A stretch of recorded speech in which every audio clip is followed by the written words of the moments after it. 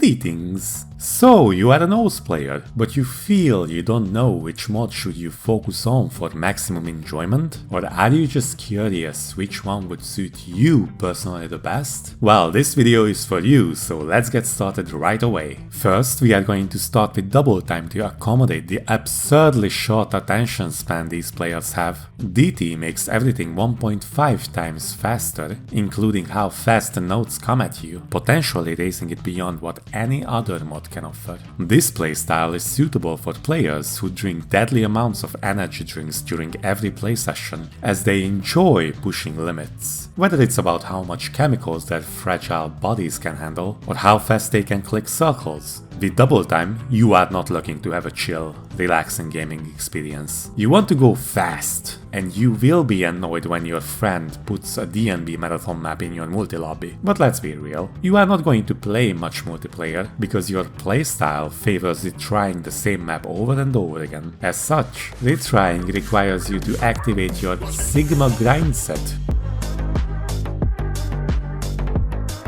Constantly hard pushing your limits. But that's okay, because other people will be jealous of your big PP and they will call you a dirty DT farmer with the hard R. If you are addicted to caffeine, don't mind or even enjoy the retry grind on the same maps, and you couldn't care less about multiplayer, DT might be the mod for you. Now we have two subclasses for DT, Speed Demon and Galaxy Jumper. For Speed Demon, you will shapeshift into a monkey and start obliterating fast streams, as well as your accuracy. Your progression curve will be about doing streams faster and faster as you improve, and the circles might even start spreading out once the caffeine-induced hallucinations hit you. Aim will take a backseat though, so if you enjoy jumping around like an actual monkey, you can spec into becoming a Galaxy Jumper. The main thing about them is that they jump, and they do it fast, kind of like a cat with a laser pointer. Your progression as a Galaxy Jumper will focus on doing bigger and faster jumps, until you start jumping between galaxies to hit the screen jumps.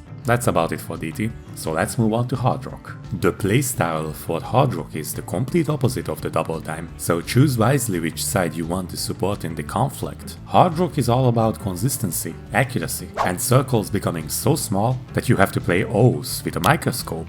The mod itself does basically that. Reduce the size of circles, make everything harder to accurately hit by raising the overall difficulty, and once you start playing Insanes, everything will be the same approach rate, which will be capped at 10. Having HardRock as your main mod synergizes well with playing a wide selection of maps, as opposed to retry spamming with DT. While DT is all about pushing your limits, HardRock is more about perfecting what you already know before progressing to higher difficulties. However, that wide selection of maps won't mean that you can just F2 and play anything with it.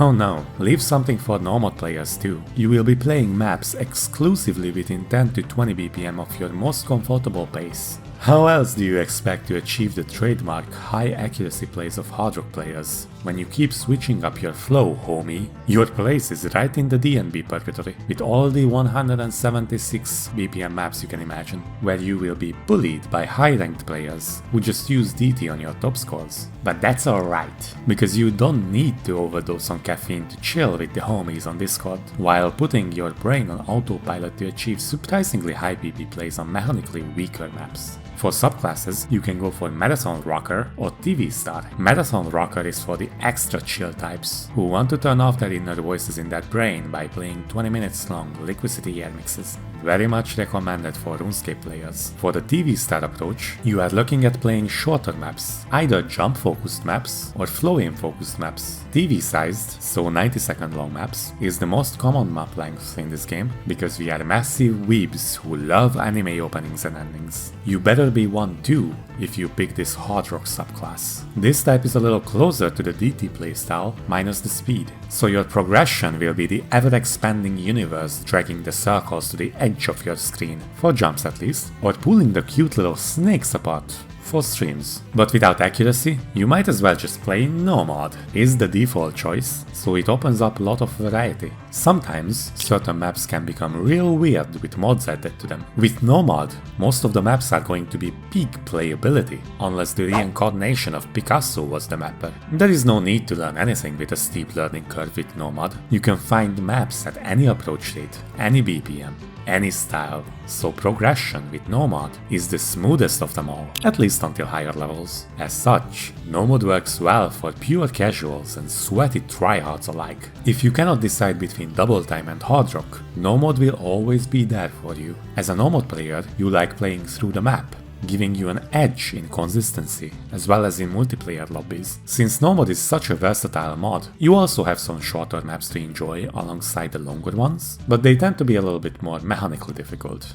The overall difficulty of the map will be lower than with HardRock or DoubleTime, so in order to maximize your progression, whether in rank or skill, you need to be a little bit of a jack of all trades. Decent reading, decent streaming, decent jumping, but nothing too crazy, unless you want to specialize, which you have a lot of choices for. Whether you want to play jump heavy maps, stream heavy maps, low AR reading, or tech maps, Nomod is a great choice for all of them. But there are also plenty of generic maps in almost any skill level, so not specializing at all is also a viable option for Nomod. As you can see, there are no glaring issues nor great benefits for playing Nomod. It is truly the middle of the road default option. One aspect Nomod is not the best for is speed, however, as the approach rate caps out at 10, making the few really high BPM maps out there require extra reading skill. But as long as you are satisfied with speed under 220 BPM, Nomod is a stellar choice at any skill level besides ultra high rank, but even that you can find some good examples. It's fun, it's versatile, and you are also playing the map the way the mapper intended in the first place. That's about it for the 3 main mods. Let me know which one do you think suits you the best in the comments below.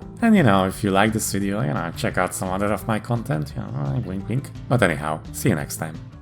You will enjoy Hidden if you are a fanboy.